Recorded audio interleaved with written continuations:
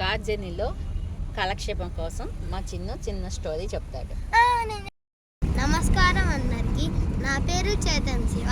నేను 4వ తరగతి N విభాగంలో చదువుతున్నాను.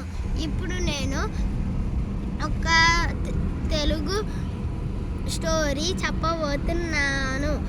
అనగనగా ఒక ఊరిలో వెంకటేశ్వర స్వామి భక్తుడు ఉండేవాడు. అతనికి తిరుపతి వెళ్ళే అవకాశం లేదు. ఎందుకంటే తనకి కాళ్ళు బాగాల. తర్వాత తను ఒక మట్టి కొండలు చేస్తాడు. ఆ మట్టితో వెంకటేశ్వర స్వామి విగ్రహం చేశాడు. తర్వాత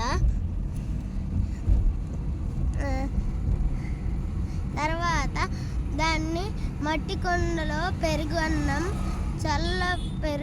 మట్టి కొండలో పెట్టి దేవుడికి ప్రసాదించాడు.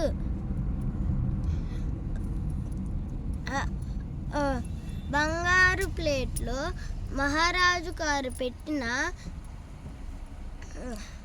అన్నం తినలా.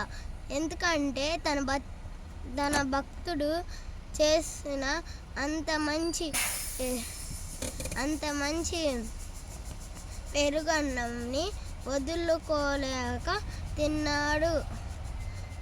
ఏం తిన్నాడు? పెరుగన్నం. ఎవరు పెట్టిన పెరుగన్నం? వెంకటేశ్వర భక్తుడు. ఏ భక్తుడు? వెంకటేశ్వర స్వామి భక్తుడు. అదే వెంకటేశ్వర స్వామి భక్తుడు. ఏ భక్తుడు? మహారాజు భక్తుడా లేకపోతే కుమ్మరి భక్తుడా? మట్టితో విగ్రహం చేసిన భక్తుడా? మట్టితో విగ్రహం చేసిన. మరి అది చెప్పాలి. అందుకు తనకి ఒకరోజు జ్వరం వస్తే అప్పుడు తను మట్టి కొండలు చేయలేక వెంకటేశ్వర స్వామికి అసలు పెరుగన్నం పెట్టలేకపోయాడు.